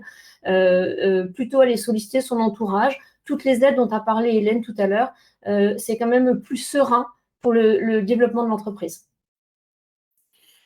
Merci beaucoup, Olivia. Alors, on a une question de Isabelle qui demande si on peut être accompagné sur le type de structure, de société, de statut à choisir, ce qui conviendrait le mieux à votre activité. Alors là, je vais me permettre de répondre au nom d'Actionnel et au nom de toutes les entreprises qui font partie tous les réseaux qui font partie de la structure Cap Créa. Donc, oui, vous pouvez être accompagné sur ce type de questions. C'est justement le but des structures d'accompagnement, c'est de vous accompagner depuis l'idée jusqu'à l'immatriculation et même après, donc sur la réalisation de votre étude de marché, la réalisation de votre business plan, la recherche de financement, le choix de structure, le choix de statut. Voilà, c'est quelque chose que Actionnel fait par le biais du parcours création et c'est quelque chose que les autres structures d'accompagnement font. Là, encore une fois, vous retrouverez sur le site de BPI et sur le site d'Actionnel toutes les informations concernant ce type d'accompagnement. J'ai une question un petit peu technique, peut-être sur Maeva. Alors, on sort un petit peu de l'entrepreneuriat, mais après tout, on est là pour parler d'argent sans tabou. Quelqu'un qui se demande si épargner en crypto-monnaie est une bonne ou une mauvaise idée. Maeva, est-ce que vous avez un avis sur la question? Oui, alors je vais dire que c'est une mauvaise idée, mais je vais expliquer pourquoi. C'est pas parce que faut pas faire de crypto, c'est pas du tout ce que je suis en train de dire. Mais quand on épargne dans le cadre d'un projet, on peut pas placer son argent sur des produits en fait dont la valeur le lundi c'est à 1000 et le mardi c'est à 400 en fait ou à 200. Donc en fait, si jamais pour la personne qui pose la question, tu souhaites utiliser ton épargne pour financer ton projet c'est un projet qui est dans un an, enfin 6 mois, dans un an, enfin en tout cas à court terme, tu dois surtout pas utiliser les cryptos puisque ça se trouve le jour où tu auras ton rendez-vous avec ton conseiller à la banque pour présenter ton projet, il y aura ce jour-là une annonce de je ne sais quelle entreprise ou plateforme qui gère des cryptos qui va faire que l'épargne que tu voulais présenter de 10 000 euros, ben, en fait, elle sera plus que de 3 000 euros. C'est beaucoup trop variable en fait pour que tu puisses l'utiliser pour montrer ta solidité à la banque. Donc, ça ne veut pas dire que tu ne peux pas l'utiliser, mais pas pour le financement d'un projet à court terme. Merci beaucoup, Maëva. On a une autre question toujours sur le crowdfunding. Décidément, c'est un sujet qui vous intéresse et vous demandez si le crowdfunding peut remplacer l'apport personnel. On y a déjà partiellement répondu, mais on va écouter Pierre Boquet de la Fédération bancaire française sur ce sujet. Est-ce que vous avez un avis, Pierre? Alors d'abord, il faut bien distinguer, il y a deux objets sur le crowdfunding. Il y a le crowdfunding pour trouver des fonds propres. Dans ce cas-là, c'est des gens qui vont effectivement venir en capital chez vous, hein, mettre l'argent en risque. Donc là, c'est de l'apport personnel en tant que tel. Hein. C'est comme si c'est une sorte de love money étendue plus largement que la famille. Donc ça, c'est une chose. Donc oui, dans ce cas-là, c'est bien de l'apport personnel. Hein. C'est de l'argent de haut de bilan, donc de fonds propres. Et puis, vous avez le crowdlending, qui est du prêt via du crowdfunding. Là, non, ce n'est pas de l'apport personnel dans ce cas-là. Et puis surtout, sur ce crowdlending, il faut savoir que le taux de sélection est extrêmement fort, hein, puisque plus de 90% des dossiers, c'est une étude Mazars qui a été publiée récemment, ne passent pas la rampe de la sélection. Alors, une fois qu'il y a la sélection, en général, il y a un taux de succès, mais il y a quand même un taux de chute extrêmement important dans la sélection, et puis avec des conditions financières qui sont en général plus onéreuses que les coûts bancaires, par exemple. Mais le crowdfunding en général peut être un bon outil de test de marché, donc ça peut être un élément intéressant au moment de la création d'un test de produit aussi, puisque vous avez aussi pas mal de retours sur des gens qui préachètent aussi, qui peuvent préacheter votre service ou votre produit. Donc voilà, j'espère avoir été clair et complet. Vous voulez peut-être nous dire un petit mot explicatif sur le crowdlending? Je ne suis pas sûre que ce soit un concept qui soit… c'est des prêts, en fait, je m'adresse à une plateforme de crowdfunding, mais non pas pour avoir de l'argent que des personnes vont me prêter. Là, c'est les gens vont investir dans votre projet, donc ils prennent 100% de risque hein, sur le projet, et vous allez en définir la contrepartie. Est-ce que c'est un objet in fine que vous allez l'objet que vous allez fabriquer qui va être la rémunération de cet apport de fonds? Le crowdlending, c'est vouloir faire un crédit par le biais d'une plateforme de crowdfunding. Donc, c'est de l'argent que vous allez emprunter à une communauté de personnes et que vous allez devoir rembourser selon, même chose, un échéancier là-dessus. Donc, c'est un prêt, si vous voulez, c'est une sorte de prêt, mais dont le prêteur n'est pas un établissement financier, mais une communauté de prêteurs individuels. Merci beaucoup Pierre Boquet. On est encore ensemble pendant quelques minutes. Vous pouvez continuer à poser vos questions dans le chat. J'ai une question très intéressante là. Je ne sais pas encore à qui je vais la poser, peut-être à Maëva ou alors à Julien ou alors aux deux. Quel serait selon vous le meilleur indicateur à suivre pour déterminer si on peut commencer à se verser un salaire ou pas? Qui veut prendre la parole là-dessus? Maëva? Je laisse Maëva en parler d'abord. Et puis, Ok, on commence par Maëva, on écoutera Julien après. Alors, un indicateur, qu'est-ce qui détermine? Aujourd'hui, j'ai ma société, elle fonctionne, il y a de l'argent qui rentre, mais voilà, on est un petit peu timoré, on ne sait pas encore si ça fonctionne suffisamment bien pour pouvoir se dégager un salaire. Comment on saute le pas? Je vais répondre par rapport à mon expérience, parce que moi, je suis salariée, mais j'ai mon entreprise à côté. Du coup, justement, c'est de se dire, mais est-ce qu'on peut vraiment sortir un salaire de cette activité-là? Et je pense que le premier indicateur, pour moi, je ne sais pas si on peut dire que c'est un indicateur, mais c'est d'avoir une vision annuelle, en fait, de son business. Parce que, par exemple, si jamais j'avais dit, oui, si à la fin du mois, il te reste de l'argent, ça veut dire que tu peux te verser ça comme salaire. Mais non, puisqu'on sait très bien que l'activité, d'un mois à l'autre, ça peut être complètement variable. Donc, je pense que le premier indicateur, ce serait d'avoir vraiment un historique solide qui te permet vraiment de dégager les montants que tu pourrais éventuellement sortir en salaire, sachant que, sans oublier que le salaire, c'est pas ce qu'on a, c'est pas ce qu'on a sur le compte, puisqu'il y a les charges, etc., à payer. Et donc, du coup, là, je sais pas si j'ai vraiment répondu à la question, mais en tout cas, moi, personnellement, c'est ce que je regarderais, c'est combien est-ce que je serais capable de sortir annuellement et les charges comprises pour pouvoir me payer un salaire. Merci beaucoup, Maëva. Julien, des choses à rajouter? En fait, déjà, tout dépend de la structure qu'on a créée parce que ça va pas avoir les mêmes incidences non plus, ça va pas avoir le même coût forcément non plus. Et derrière, en fait, c'est comme au départ de l'activité, il faut avoir une vision, il faut avoir un plan de trésorerie qui soit prêt et qui soit assez cohérent sur le futur, ce qui permettra de ne pas mettre la situation, alors je parle toujours des difficultés, mais c'est mon sujet, de ne pas mettre en difficulté l'entreprise par la suite, quoi. Donc, c'est surtout ça, parce que derrière, la grosse problématique des sociétés ou des entreprises qui ne fonctionnent plus à un moment donné, c'est la trésorerie. Donc, si malheureusement, on a tiré un petit peu trop sur la trésorerie pour se payer à titre privé, derrière, ça va être une des premières difficultés qui va arriver, parce que derrière, on pourra peut-être plus payer son loyer, ses fournisseurs. Voilà, donc il ne faut pas en arriver là. Mais aujourd'hui, voilà, il y a plein de choses qui existent, du coup, des dispositifs lors de la création.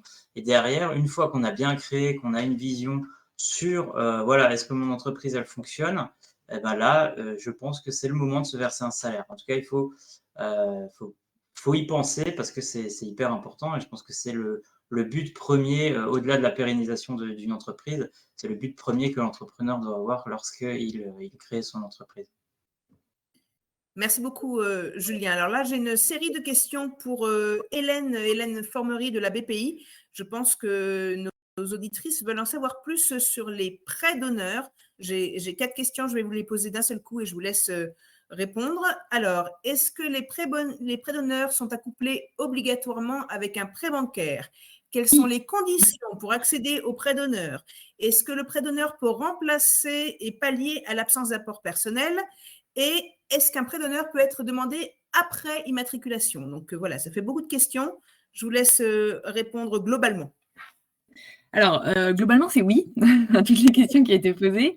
Donc oui, le prêt d'honneur, il est forcément couplé à un prêt bancaire. L'entreprise peut déjà être immatriculée pour pouvoir bénéficier d'un prêt d'honneur. C'est pas gênant. En gros, vous avez 3 ans en fait pour pouvoir aller chercher votre prêt d'honneur. Il y a même des prêts d'honneur aussi qui peuvent intervenir sur des phases de développement, donc entre 3 et 5 ans, au cas où il y a eu un fort développement de l'activité. Autre question, je vais avoir besoin d'aide parce que j'ai... Est-ce qu'il faut pallier à l'absence de l'apport personnel? On en a parlé. Et quelles sont les conditions? Est-ce qu'il y a des conditions de ressources ou autres pour y accéder? Alors, il n'y a pas de conditions en tant que telles, si ce n'est qu'il faut que votre projet soit bien bloqué. Hein. La partie financement, elle intervient quand vous êtes prêt, quand vous êtes quasiment prêt à démarrer. Et de toute façon, c'est ce que va vous demander aussi la banque. Donc, il n'y a pas de conditions en tant que telles, mais il faut que tout soit validé. On parlait tout à l'heure du statut juridique, ça c'est un point extrêmement important. Pareil, de la visibilité sur votre activité, sur vos fournisseurs, vos clients, etc. Très bien, merci beaucoup Hélène. On a une question de l'INSEE qui va s'adresser à Olivia. On parlait de business plan tout à l'heure. Alors l'INSEE nous dit que, je cite, « Le business plan peut rassurer le banquier, mais s'avère souvent bien loin de la réalité ». Alors, déjà, peut-être qu'on pourrait dire que si le business plan est loin de la réalité, peut-être qu'il faudrait retravailler le business plan ou se faire accompagner dans le business plan parce que normalement, il est censé refléter la réalité. Et l'INSEE voudrait savoir quel soutien apporte la banque lorsque très vite les problèmes de trésorerie arrivent et est-ce que le fait d'être accompagné joue sur la décision de la banque de financer ou pas? Alors, il y a plusieurs questions là derrière. Oui. Je vais commencer par la dernière. Est-ce qu'il faut être accompagné pour être financé? Pas nécessairement. Néanmoins, par exemple, à la Caisse d'épargne, on a un prêt à taux zéro que l'on octroie, qui est jusqu'à 10 000 € que l'on octroie quand on est accompagné par un réseau d'accompagnement. Donc ça, par exemple, c'est un exemple pour ce type de prêt-là. Mais sinon, pour obtenir un financement, je reviens sur ce que je disais tout à l'heure, hein, le conseiller professionnel va étudier le dossier dans son intégralité sur la base d'un dossier de financement. Et c'est en jugeant de ce dossier qui lui est présenté, de la compréhension qu'il a de l'entreprise, de ses perspectives de développement, que oui, on pourra octroyer le financement. Et puis, il y avait une première partie de la question, Anne, c'était… sur le business plan qui n'est pas toujours en raccord avec la réalité. Alors, je dis, comme vous avez raison, hein, si le business plan n'est pas tout à fait en accord avec la réalité, il faut le retravailler, se faire probablement commencer par le présenter à d'autres qui vont vous challenger un petit peu avant d'aller voir le banquier, parce qu'un business plan, il est vraiment censé refléter la perspective de développement que vous avez pour l'entreprise que vous allez créer.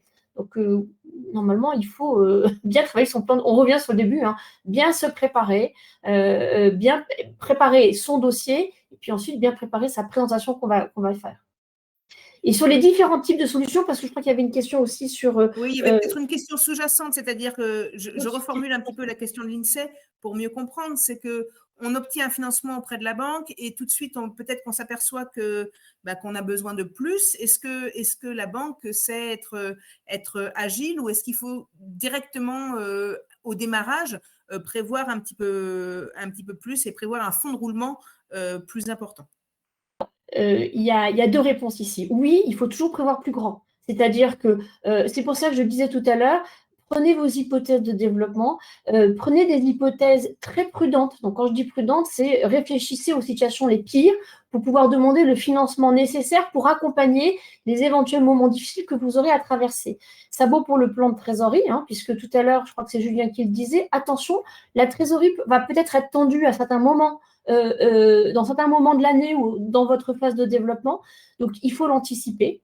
Ensuite, une fois que vous êtes parti sur un financement qui est vraiment approprié à votre projet, les banques ont toujours des solutions pour vous aider. Bon, je crois qu'il y a un des points qui avait été soulevé, c'est les solutions de court terme. Selon la nature de votre activité, on peut proposer différents types de solutions. On peut avoir des solutions d'affacturage, on peut mettre en place des découverts autorisés.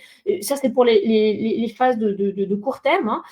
Et puis, selon la nature des difficultés que vous rencontrez, on peut solliciter d'autres types de financement qu'un financement classique, hein, un crédit professionnel. Je ne sais pas, vous souhaitez investir parce que vous vous rendez compte qu'il est important d'investir dans un matériel ou dans un véhicule pour pouvoir mieux vous développer. Ça ne va pas forcément être un crédit bancaire quand vous proposez. Ça peut être du crédit bail, ça peut être de la location longue durée. On a une panel de solutions que l'on proposait en fonction du besoin qui aura été exprimé par le client. Et je reviens sur ce qu'on disait tout à l'heure, hein, la relation de confiance. Le banquier, en fait, c'est un partenaire. Et nos conseillers sont tellement fiers quand leurs clients, ils voient leurs clients se développer, ils seront d'autant plus enclins d'apporter les bonnes solutions pour les aider à passer le cap de là où ils sont bloqués pour le moment. Merci beaucoup, Olivia. On a une question de Brunel que je vais poser à Frédéric qui se demandait comment bien préparer son rendez-vous avec son banquier. Donc, Olivia et Pierre nous ont déjà donné beaucoup de clés, mais Frédéric, je voulais que tu parles de ton expérience personnelle en tant que jeune chef d'entreprise quand tu es allé demander des fonds à tes partenaires financiers pour la première fois. Voilà, qu'est-ce que tu aurais aimé savoir auparavant? Comment tu as préparé ces rendez-vous bancaires et quel conseil tu pourrais donner à Brunel qui se prépare à aller voir son banquier? Je suis tout à fait d'accord avec Olivier. Il faut vraiment avoir ce côté de confiance et de préparation. Moi, je sais que j'avais vraiment bien préparé mon business plan.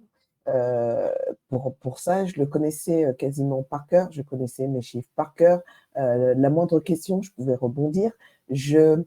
En fait, aussi, je vivais mon projet parce que souvent, on va voir un banquier, mais on est encore dans cette expectative où on n'est pas sûr, on sait pas où on va.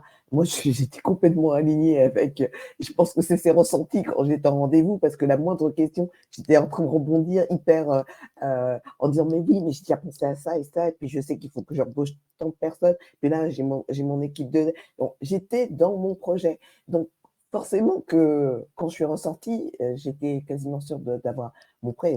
Et d'ailleurs, j'ai eu mon prêt à la Caisse d'épargne.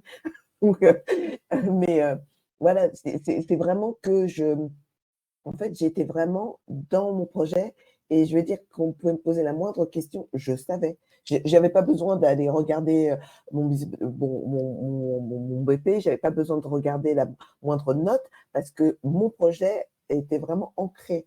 Et je pense que pour aller voir un banquier, plus vous êtes dans cet état d'esprit-là, plus il vous fera confiance et plus il se dira, OK, la personne que j'ai devant moi, que ce soit homme ou femme, c'est exactement où elle va et c'est exactement ce qu'elle veut faire.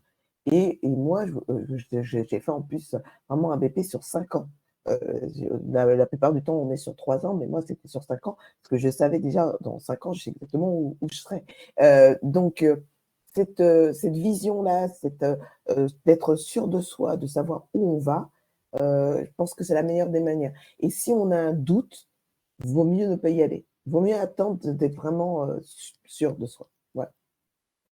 Alors justement, tu parlais de business plan, ça tombe très bien, parce qu'on a également des questions sur le business plan. Comment réaliser son business plan? Et je me permets une petite précision, c'est-à-dire que le business plan, c'est utile quand on va chercher des financements auprès des partenaires financiers, mais c'est utile pour soi en tant que chef d'entreprise, même si on n'a pas besoin de fonds pour commencer son activité, il faut faire son business plan, il faut le maîtriser et donc ne pas le déléguer.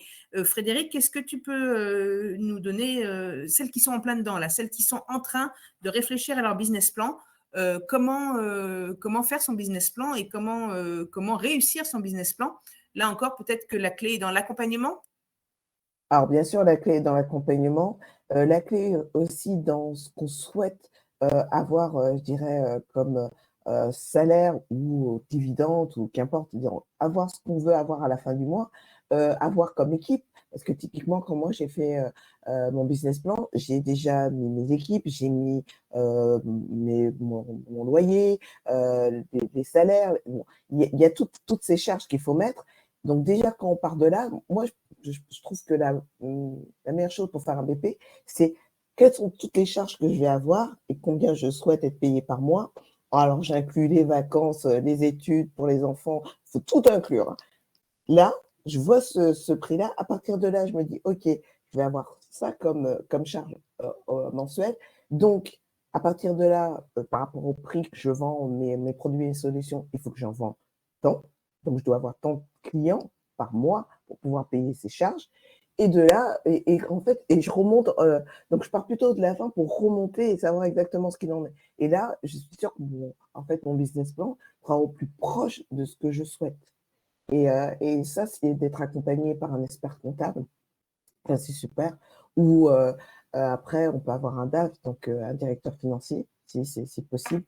Nous, par exemple, on a justement un directeur financier qui nous permet d'avoir ça. Mais après, c'est appuyé par notre expert comptable. Donc, je veux dire, voilà, il faut toujours être très bien entouré pour pouvoir arriver à ces niveaux-là. Oui, relu par un expert comptable ou relu par un réseau d'accompagnement, hein, chez Actionnel. Tout à fait. On a des modules entiers qui sont consacrés au business plan et à la recherche de financement. Et voilà, c'est important de s'entourer pour faire son business plan, mais c'est également important de mettre les mains dans le cambouis, si vous me passez l'expression, parce que Olivia, j'imagine qu'en rendez-vous, vous voyez tout de suite la différence entre quelqu'un qui maîtrise son business plan, quelqu'un qui a mis son cœur et son projet, et quelqu'un qui a délégué son business plan à son expert comptable et qui maîtrise pas très bien les chiffres qu'il y a à l'intérieur. Tout à fait. Je crois que la façon dont est présenté le projet, très vite on sent si la personne qui répond aux questions, elle est à l'aise ou pas. Je crois que le témoignage de Frédéric est intéressant. Elle disait, je le vivais complètement. J'étais auto-centrée sur mon dossier. Je savais répondre à la moindre question, à la moindre virgule. Je pouvais avoir des éléments de précision complémentaires. Donc ça, c'est essentiel de faire par soi-même, de se l'approprier.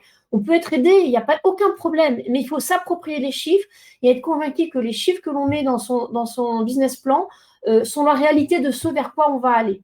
Et tout à l'heure, je disais un élément important pour parler de la partie des fonds propres. Le meilleur apport personnel que vous allez pouvoir donner à vos fonds propres, c'est votre expérience, c'est vous. Donc, il faut être en adéquation totale avec son projet. Il faut en être convaincu. Et puis, votre expérience, parce que quand on se lance dans la création ou la reprise d'entreprise, bon, parfois on est très jeune et c'est super, c'est une très belle initiative de démarrer très jeune. Parfois, on est en reconversion, on a eu d'autres activités auparavant. Et donc, finalement, il faut se nourrir de cette expérience pour pouvoir mettre ses propres convictions, donc comment on veut emmener son entreprise et le mettre dans son business plan. Merci beaucoup, Olivia. Alors, on va s'apprêter doucement à clôturer ce webinaire. On pourra prendre éventuellement quelques autres questions si vous en avez. J'espère en tout cas qu'on vous aura donné envie d'entreprendre et de gagner de l'argent parce qu'on est là pour ça. On va faire un petit tour de table sur le mot de la fin sur nos intervenants. Donc déjà pour les remercier d'avoir été avec nous aujourd'hui et puis pour savoir si vous avez un dernier message à faire passer aux femmes chefs d'entreprise, aux futurs chefs d'entreprise, puisque le sondage a montré qu'on a 57% de porteuses de projets avec nous aujourd'hui. Donc, pour moi, le mot de la fin sera la nécessité de se faire accompagner à toutes les étapes de son projet par des réseaux d'accompagnement, par des banques, par des partenaires, par Actionnel et de se former et de maîtriser son projet de bout en bout. Je vais remercier Maëva, la créatrice de la plateforme Mon Budget Bento, d'avoir été aujourd'hui parmi nous. Maëva, est-ce que vous avez un mot de la fin pour nos futurs entrepreneurs? Ah oui, je vais reprendre le mot du début, hein, Eurorespect. Assurez-vous voilà, que vos projets ils soient vraiment à votre service pour que vous soyez épanouis et qu'à travers votre entreprise, même si vous aidez les autres, que vous vous aidiez aussi vous-même. Voilà. Et osez Et voir n'ayez pas grand. peur. Voilà, on est synchro. On est bien d'accord. Merci beaucoup, Maëva. Frédéric, un petit mot pour Moi, celles qui veulent aller aussi loin que toi. Oh, ben, j'espère même au-delà de moi, parce que moi, je pense que je suis pas encore allée assez loin. Non, oui, alors moi, vraiment, le mot, c'est soyez ambitieuse. Si vous êtes porteuse de projet, soyez ambitieuse. Investissez en vous, parce que souvent, les personnes n'osent pas dire, mais oui, ben, je vais prendre un avocat, je vais prendre un expert comptable, je vais dépenser. C'est pas une dépense, c'est un investissement et c'est un investissement en vous et pour votre société future. Alors, donc, pour les porteuses, allez-y, parce que cet investissement fera vraiment, vous aurez un retour très rapidement. Et pour les chefs d'entreprise qui veulent aller plus loin ou qui veulent créer une deuxième société, voire une troisième, comme moi, allez-y. Les projets, les femmes ont des super projets. Ne vous freinez pas et soyez ambitieuses, pas pour vous, mais pour vos enfants, pour demain, qu'ils soient fiers de vous. Merci beaucoup, Frédéric, la présidente d'Actionnel. On avait également Julien de la Fondation Crésus avec nous aujourd'hui. Julien, est-ce que vous avez un dernier conseil à adresser à toutes les femmes chefs d'entreprise qui nous écoutent aujourd'hui? Déjà, merci pour l'invitation et bon, on l'a répété. La vie d'entrepreneur, de chef d'entreprise, tout au long de l'entreprise, c'est jalonné ça peut arriver, de difficultés, de super moments, mais aussi de difficultés. Une entreprise qui a 20 ans peut rencontrer des difficultés, c'est malheureusement le cas. Et à tout moment, faut pas hésiter à demander de l'aide, à ne pas rester seul et à parler de ces problèmes. Voilà. Faut parler de ces réussites parce que c'est important aussi quand il y en a, et il y en a souvent. Mais aussi quand il y a des soucis, faut pas hésiter à en parler. En résumé, il faut parler d'argent sans tabou, que l'argent soit là ou qu'il vienne à manquer, en clair. Exactement. Merci beaucoup, Julien. On avait également Pierre Boquet de la Fédération bancaire française avec nous ce matin. Merci beaucoup, Pierre. Est-ce que vous avez un dernier conseil à nous prodiguer? On va essayer d'être complémentaires parce que forcément, on partage tout ce que j'ai entendu, je le partage. Ben oui, d'abord, surtout avoir confiance dans votre projet parce que c'est la clé pour donner confiance aux autres et à ceux qui vont vous accompagner.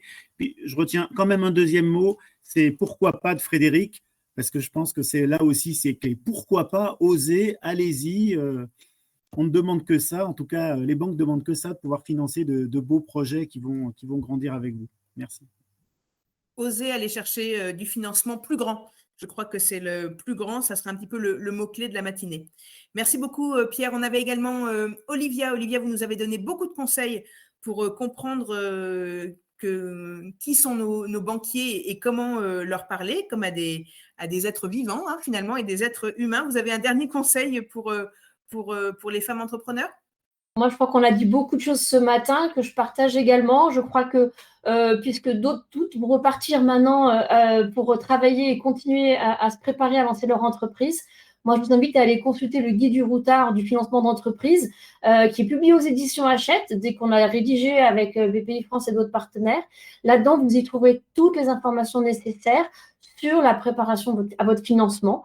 Donc, j'ai mis tout à l'heure dans le chat l'URL et je vous invite à aller consulter. Il est disponible sur le site Caisse d'Épargne. Merci beaucoup, Olivia. Et enfin, le mot de la presque fin pour Hélène Formery de BPI France. Vous avez parlé de Cap Créa tout à l'heure, dont Actionnel fait partie. Est-ce que vous voulez nous en dire un petit peu plus sur ce dispositif ou alors nous donner tout simplement un conseil, un dernier conseil pour les femmes porteuses de projets? Alors oui, donc Cap Créa, c'est assez récent, hein, ça n'a pas encore un an puisque ça avait été signé, c'est né l'été dernier. Donc vous allez le voir sur vos territoires et partout monter en puissance. Voilà, donc ça c'est pour le sujet Cap Créa. Et puis, alors peut-être une dernière information, c'est que tout ce qu'on a dit, en fait, c'est totalement valable aussi sur les projets de reprise d'entreprise. On n'en a peut-être pas beaucoup parlé, mais c'est important parce qu'en France aujourd'hui, il y a beaucoup de transmissions d'entreprises, de reprises, avec du coup des emplois qui se jouent. Les femmes sont moins présentes sur les projets de reprise d'entreprise. Et pourtant, les études le montrent, quand une femme reprend une entreprise, elle a un impact sur son projet social et environnemental plus important qu'un homme. Donc voilà, le mot de la fin, c'est qu'on a besoin de vous, je pense, sur ces projets de reprise d'entreprise. Merci beaucoup, Hélène. Moi, de mon côté, je tenais également à remercier toutes les femmes porteuses de projets et jeunes chefs d'entreprise qui étaient avec nous ce matin pour une partie du webinaire ou sur la totalité du webinaire. Merci à toutes et à tous.